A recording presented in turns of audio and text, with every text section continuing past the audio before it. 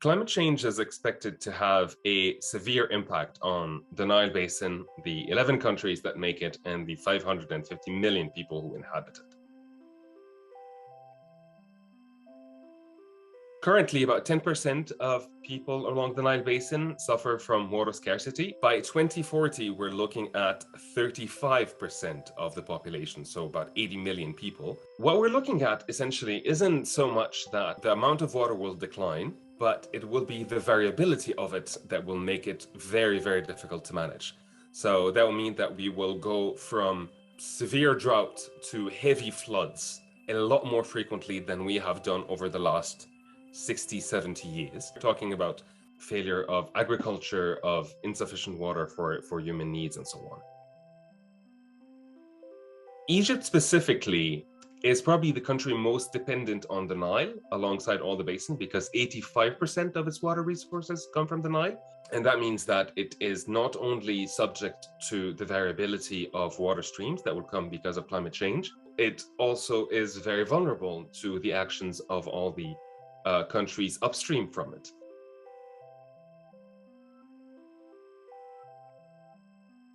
The likelihood of conflict over water resources isn't something theoretical. I think some of the conflicts in the west of Sudan, for instance, can be attributed to competition over water resources. The civil war in Ethiopia, currently in Tigray, has in part been attributed to also competition over fresh water. So not only is this not a hypothetical case, it's actually a genuine concern, and that translates into real loss of lives and livelihoods and resources on the ground, but we're expecting it to get worse. And there's an additional level to this, is that the political relations between Nile Basin countries are not always at the best. So one of the things that we've seen over the last couple of years, for instance, is that, so in the case of the current civil war in Ethiopia, Ethiopia has accused other countries of meddling in its affairs and in supporting the Tigrayan front. And that means that, so not only are we talking the direct impact of water on causing conflicts, but the underlying lack of political trust, it will make it very, very easy for things to get worse, because countries will tend to retreat on themselves and sort of become more adversarial rather than look into more cooperation. So the chances of conflict happen at two levels. One is the direct one and the other one is the indirect one, and we're seeing both of them increase currently, and it's going to get worse.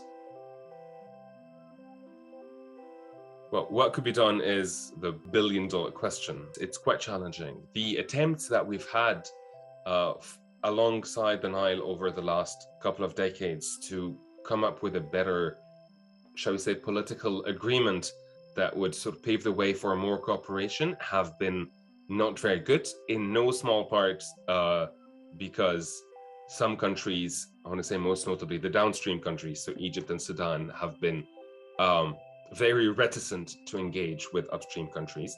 And I'm not entirely sure that this is going to change anytime soon. Even though we have the data, we know that all of those countries that are planning hydropower projects and various development projects using the Nile waters, if those countries did these projects in collaboration, then the Nile Basin would collaboratively save about $7 billion. Right? So collaborative project building of energy and power generation along the Nile, which would bring that development that all of these countries are hoping to do, would actually cost significantly less and would be a lot more efficient. So we know that, but convincing countries to move to that is not the easiest thing.